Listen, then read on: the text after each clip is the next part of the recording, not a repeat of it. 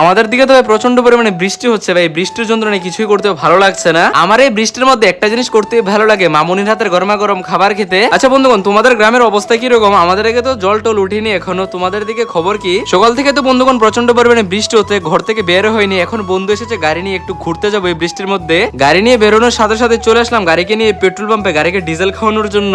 গাড়িকে প্রায় 4000 টাকার এই বৃষ্টির মধ্যে ডিজেল খাইয়ে দিলাম। গাড়ি তো এখন খুব খুশি। আমার এই চুতিয়া বন্ধুটা ভাই গাড়িকেও রেহাই দিচ্ছে না, পক পক গাড়ির সাথেই করে নিচ্ছে। বৃষ্টির ওয়েদারে গাড়ি নিয়ে ঘোরার তো ভাই মজাটাই আলাদা, সাথে এরকম তো গান লাগবেই।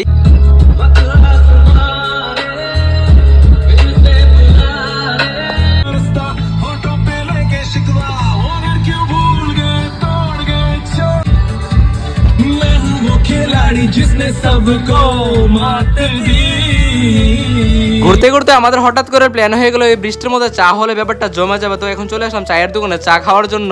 চায়ের দোকানে আসার পর দুই বন্ধু নিয়ে নিলাম গরমা গরম 2 কাপ চা। আর এই বৃষ্টির মধ্যে চায়ের কম্বিনেশন তো ভাই পুরো জমে ক্ষীর, বেশ মজাই লেগেছে আমার কাছে। আচ্ছা তোমাদের সাথে কি এরকম হয়? আমি যখনই চা খাই তখনই আমার জিহ্বাটা পুড়ে যায়। তো ভাই দাবে বন্ধুগণ, আমাদের তো এখন চা খাওয়া শেষ, আমরা যাই এখন বাড়িতে। তোমরা এই চ্যানেল নতুন হলে চ্যানেলটাকে সাবস্ক্রাইব করে ব্লগে একটা লাইক করে সুন্দর একটা কমেন্ট করে দিয়ে যাও।